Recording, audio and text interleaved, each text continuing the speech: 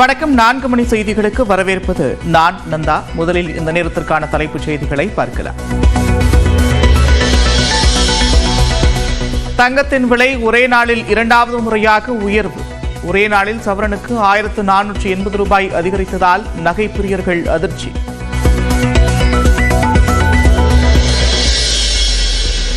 தமிழக பாஜக தலைவர் அண்ணாமலை மாற்றப்படுவது உறுதி என்று தகவல்.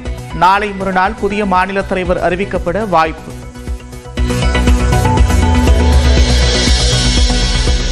நாளை இரவு 10 மணிக்கு சென்னை வருகிறார் மத்திய உள்துறை அமைச்சர் அமித்ஷா.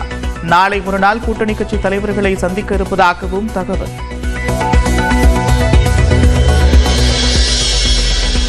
டெல்லியில் பாஜக பொதுச் செயலாளர் BL சந்தோஷை சந்தித்து தமிழ்நாட்டின் அரசியல் சூழல் குறித்து எடுத்துரைத்தார் நைனா நாகேந்திரன். மத்திய அமைச்சர் அமித்ஷாவை இன்றிரவு சந்தித்து பேச வாய்ப்பு. நீட் விவகாரத்தில் இன்று அனைத்துக் கட்சி கூட்டம். அதிமுக, பாஜக உள்ளிட்ட கட்சிகள் புறக்கணிப்பதாக அறிவிப்பு.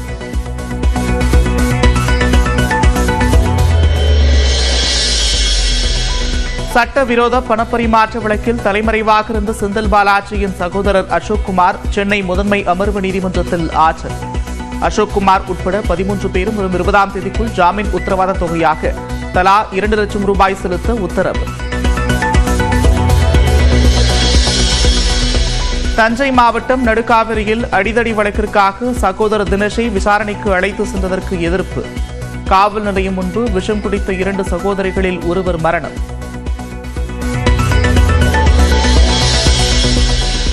கைது செய்யப்பட்டுள்ள தினேஷ் மீது 13 வழக்குகள் இருப்பதாக தஞ்சை SP ராஜாராம் தகவல்.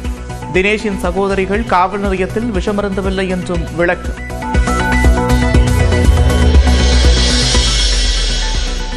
ராஜபாளையத்தில் அதிவேகமாக சென்ற அரசு பேருந்து வீட்டின் சுவர் மீது மோதியது.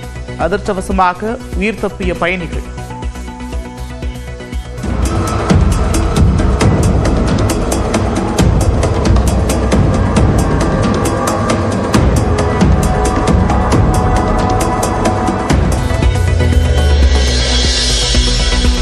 தூத்துக்குடி மாவட்டம் ஒட்டப்பிடாரத்தில் பந்தயத்தின் போது சாலையின் நடுவே இருந்த தடுப்புச் சுவரில் ஏறிய மாட்டு வண்டி.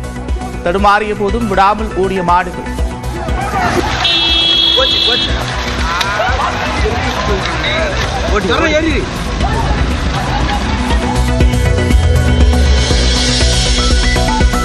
பொள்ளாச்சி பாலியல் வழக்கில் கிழக்கு காவல் நிலைய ஆய்வாளர் அரசு மருத்துவமனை இருப்பிட மருத்துவரிடம் விசாரணை நடத்த அனுமதி. விசாரணையை 15ஆம் தேதிக்கு ஒத்திவைத்தது கோவை மகளிர் நீதிமன்றம். திருப்பதி பகாலா காட்பாடி ஒற்றை ரயில் பாதை பிரிவை இரட்டை பாதையாக மாற்ற மத்திய அமைச்சரவை ஒப்புதல். 1332 கோடி ரூபாய் செலவில் ஆந்திரா மற்றும் தமிழ்நாடு பயன்பெறும் வகையில் திட்டம் செயல்படுத்தப்படும் என்று மத்திய அமைச்சர் அஸ்வினி வைஷ்ணவ் அறிவிப்பு. மறைந்த குமரி அனந்தன் உடலுக்கு அரசியல் கட்சி தலைவர்கள் இறுதி மரியாதை. அஞ்சலி செலுத்திய பிறகு தமிழிசைக்கு ஆறுதல் கூறிய பாஜக சட்டமன்ற உறுப்பினர் வானதி ஸ்ரீனிவாசன்.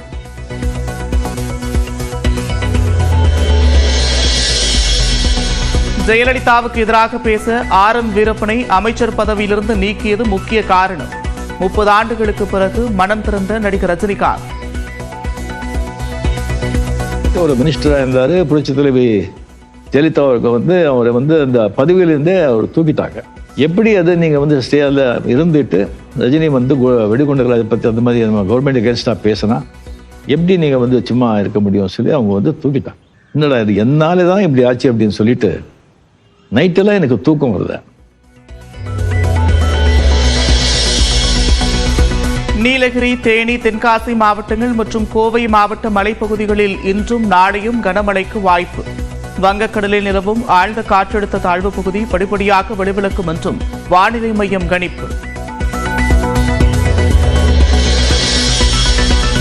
சென்னை மயிலாப்பூர் கபாலீஸ்வரர் கோவில் பங்குனி தேரோட்டம் கோலாகலம். ஆயிரக்கணக்கானோர் பங்கேற்று வழிபாடு.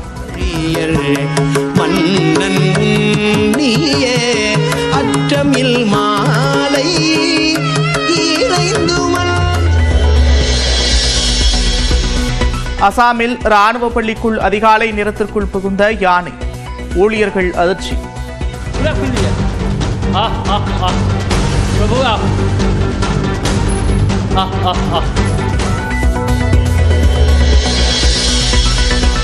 அமெரிக்காவின் அகன்சாஸுவில் காரை தாக்கிய மின்னல், நூலிலையில் உயிர் தப்பிய 2 பேர்.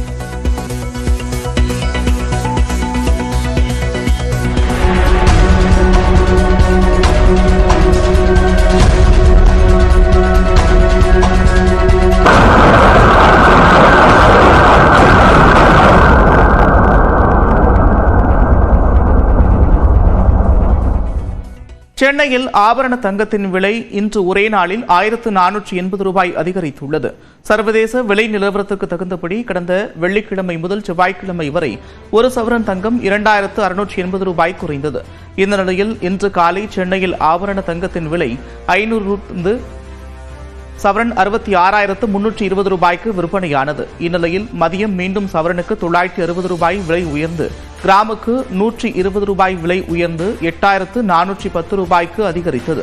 ஒரு சவரன் 67,280 ரூபாய்க்கு விற்பனையாகிறது. அதேபோல வெள்ளி கிராம் 102 ரூபாய்க்கு விற்பனையான நிலையில் தற்போது 2 ரூபாய் அதிகரித்து 104 ரூபாய்க்கு விற்பனையாகிறது.